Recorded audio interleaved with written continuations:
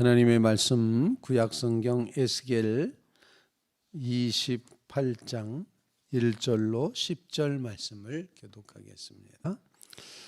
또 여호와의 말씀이 내게 임하여 이르시되 인자야 너는 두로 왕에게 이르기를 주 여호와께서 이같이 말씀하시되 내 마음이 교만하여 말하기를 나는 신이라 내가 하나님의 자리 곧 바다 가운데 앉아 있다 하도다. 내 마음이 하나님의 마음 같음 체할지라도 너는 사람이요 신이 아니거늘.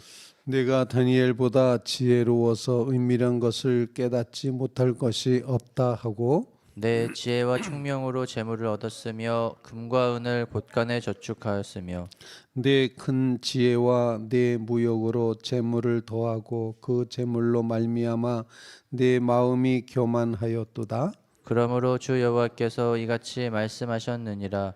내 마음이 하나님의 마음 같은 체하였으니 그런즉 내가 이방인 곧 여러 나라의 강포한 자를 거느리고 와서 너를 치리니 그들이 칼을 빼어 내 지혜의 아름다운 것을 치며 내 영화를 더럽히며 또 너를 구덩이에 빠뜨려서 너를 바다 가운데에서 죽임을 당한 자의 죽음같이 바다 가운데에서 죽게 할지라.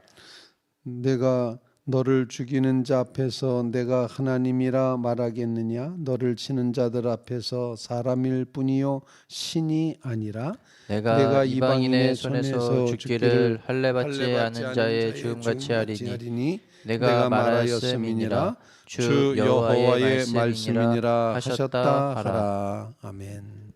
살아계신 하나님의 말씀입니다.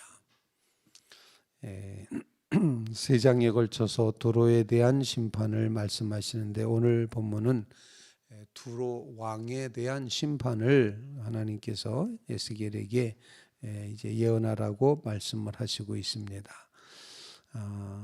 인자야 너는 두로 왕에게 두로의 통치자에게 전하여라. 나 여호와가 이같이 말한다라고 이렇게 말씀하시면서 하나님이 정말 두로 왕에 대한 심판을 이제 명하고 있습니다. 이 예언의 말씀을 곰곰이 읽으며 함께 기도하는 그런 귀한 새벽이 되셨으면 좋겠습니다. 두로 왕 당시 무역에 이제 대단한 성과를 거두고 있었던 해상 무역의 국가였던 두로를 하나님께서 심판하신다 이렇게 표현하는데 특별히 그 모든 일을 업적을 이루어내고 있는 두로 왕에 대해서 하나님이 심판하십니다. 심판의 이유가 너무나도 본문에 분명하게 되어 있습니다. 2절 말씀에 보면은 여호와께서 이같이 말씀하시되 내 마음이 교만하여 말하기를 나는 신이라 내가 하나님의 자리 곧 바다 가운데 앉아 있다 하도다. 이렇게 표현하면서 하나님 마음 같은 체를 하고 있다. 이런 이제 표현을 사용하고 있습니다.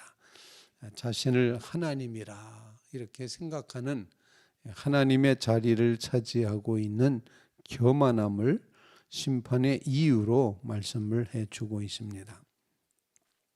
하나님의 자리라는 단어를 묵상하면서 우리에게 주시는 기도 제목 하나님께서는 어쩌면 우리 속에 하나님 사이즈의 구멍을 만들어 놓고 계시다. 그런 말씀을 늘 드리고 있는데 모든 사람의 심령, 영혼, 또 우리의 인격, 우리의 삶 그 중심에는 하나님으로만 채워질 수 있는 하나님 아니고서 다른 것으로는 결코 채울 수 없는 하나님 사이즈의 구멍이 나 있다.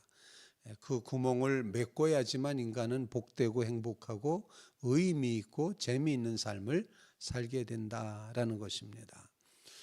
하나님 사이즈의 그 구멍에다가 오늘 본문의 두로 왕은 자기 자신을 채운 겁니다.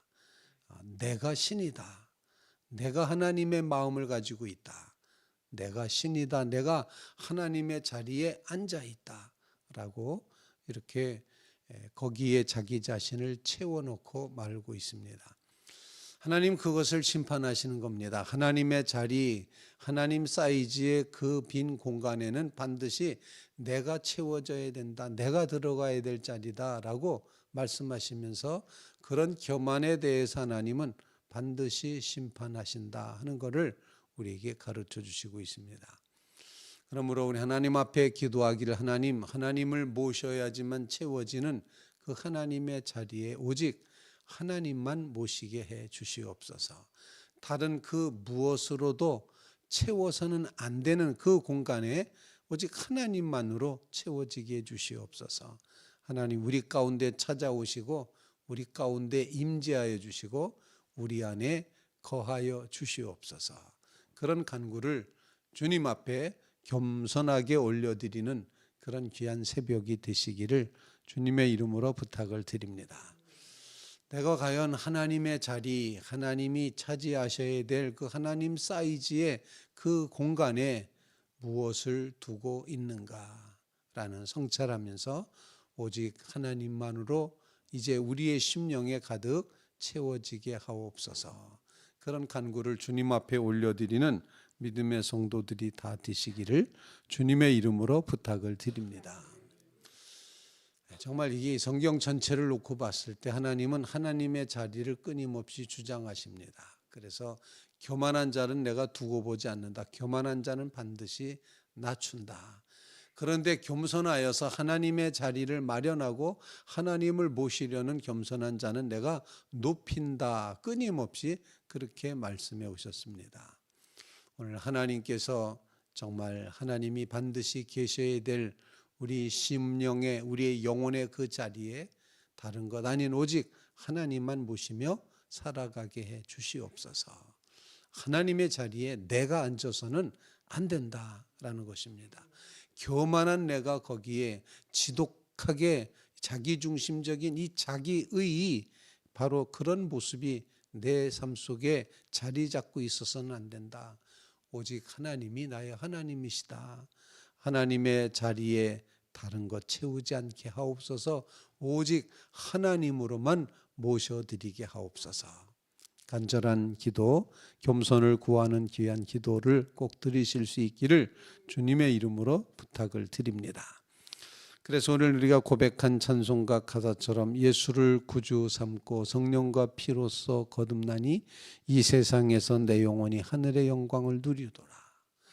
온전히 주께 맡긴 내 영 사랑의 음성을 듣는 중에 청사들 왕래하는 것과 하늘의 영광 보리로다.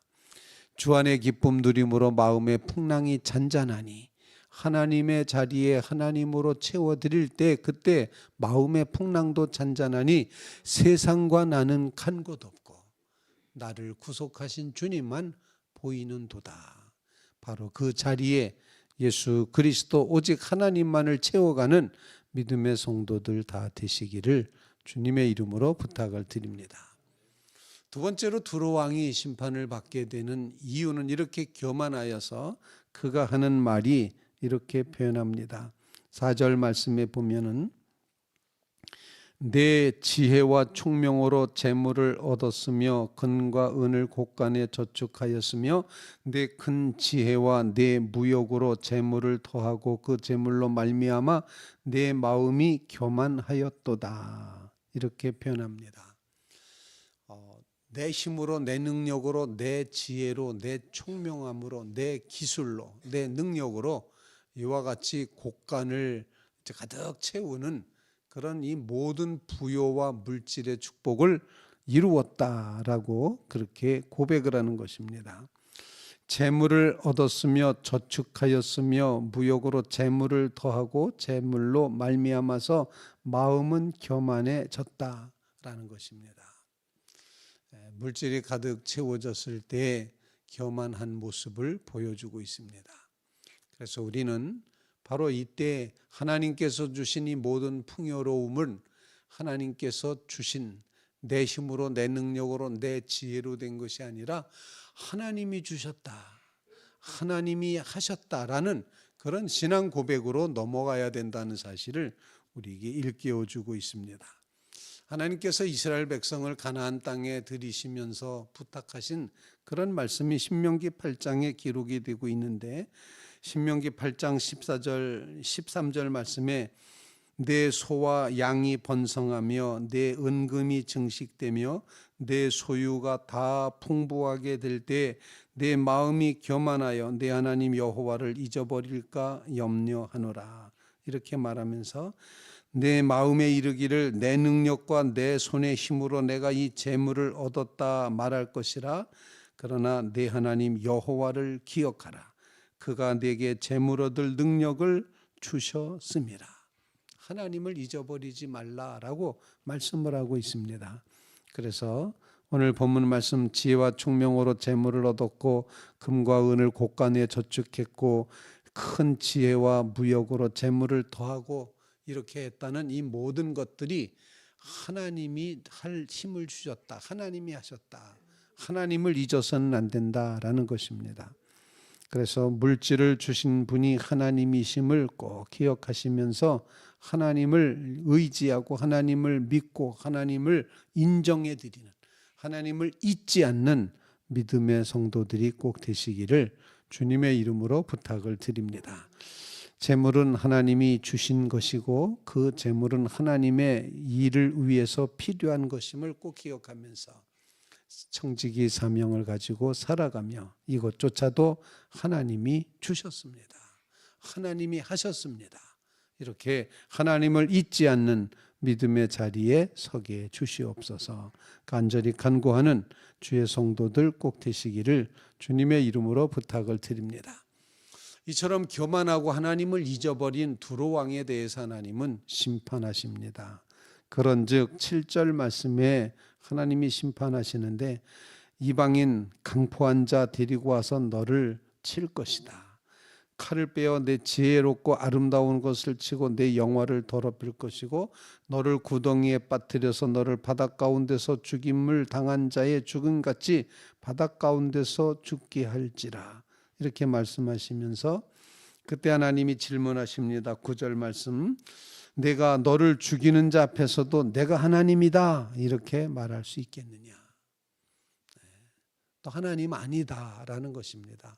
하나님은 하나님이시다. 이 심판의 중요한 뜻, 하나님이 왜 심판하십니까? 그것은 바로 하나님이 하나님이심을 드러내시기 위해서 심판하십니다. 그러므로 우리는 하나님이시구나, 하나님을 알아차리는 믿음의 자리에 꼭 서야지 된다 하는 것입니다. 내가 신이다 라고 말하지 말고 정말 하나님은 하나님이시고 하나님을 하나님으로 알아차리는 그 믿음을 갖게 해 주시옵소서. 그렇지 않은 한은 하나님은 반드시 이방인을 들어서 치시고 심판하시는데 그 죽음이 어떤 죽음 같은 거 아니 10절 말씀에 이방인의 손에서 죽기를 할례받지 않은 자의 죽음같이 한다. 정말 버림받은 자의 죽음같이 버려진다 이렇게 말씀하시면서 이제 내가 말하였음이니라 주 여호와의 말씀이니라. 하나님은 심판하십니다. 왜 심판하십니까? 하나님을 하나님으로 알아차려라 심판하시는 겁니다. 오늘 아침에 두로 왕이 받아야 될 심판의 모습을 통해서 하나님 우리로 하여금 겸손한 자리에 서서 하나님 자리에 하나님만 모시게 해 주시옵소서. 하나님 우리에게 주시는 모든 것은 하나님이 허락하신 것임을 꼭 기억하며 하나님을 기억하며 나가게 도와주시옵소서. 하나님은 반드시 하나님 아닌 것이 하나님 자리에 놓일 때 하나님 반드시 심판하신다는 사실을 꼭 기억하면서 주님을 나의 구주로 삼고 주님만 바라다 보고 주님만 보이는 자리에 서게 해 주시옵소서. 이것이 나의 간증이요 나의 찬송이 되게 하시고 나 사는 동안 끊임없이 오직 내 안에 참된 주인이신 하나님만을 높여 찬양케 하옵소서. 간절함으로 기도하는 귀한 새벽 되시기를 주님의 이름으로 부탁을 드립니다.